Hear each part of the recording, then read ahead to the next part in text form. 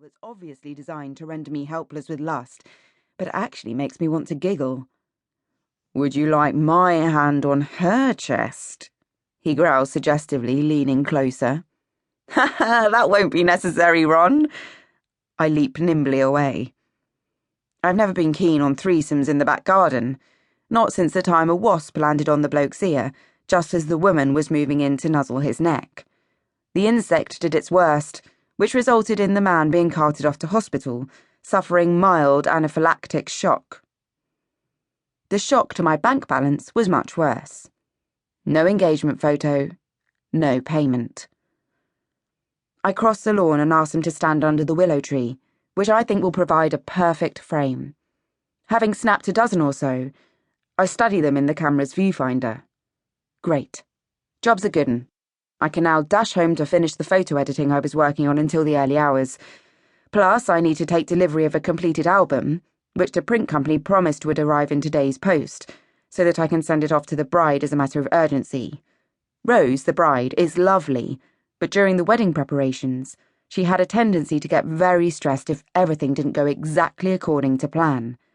She's apparently organised a party so that everyone can see the photos for the first time, and I really don't want a hysterical bride shouting down the phone that her family gathering is ruined because she didn't get the album in time.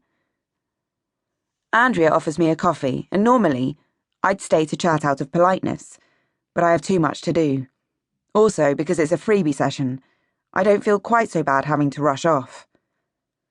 When they asked me to take their wedding photographs, I invited them round and showed them some of my sample albums. "Oh, lovely," enthused Andrea.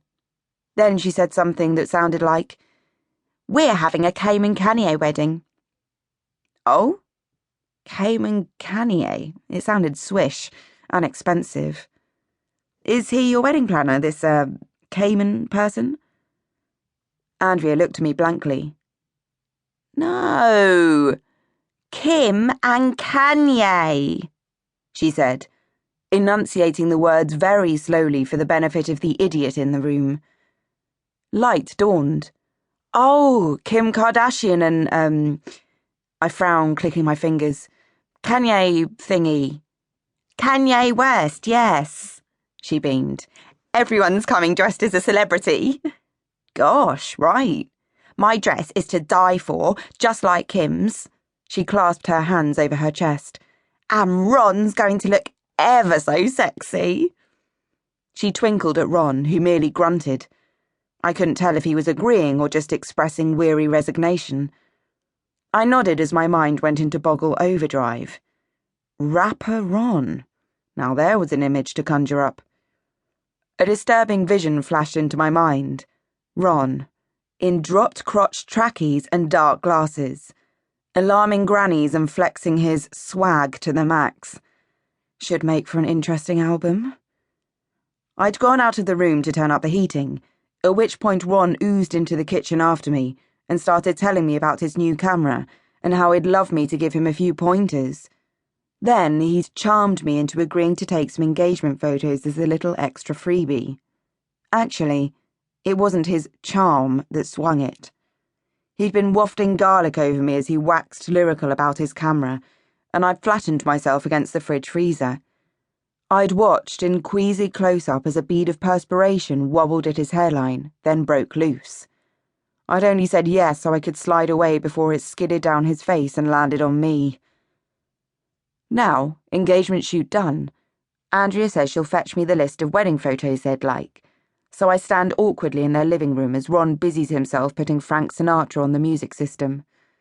"I've got you under my skin" fills the room. Ron gives me a wolfish grin and, to my alarm, starts swaying in time to the music.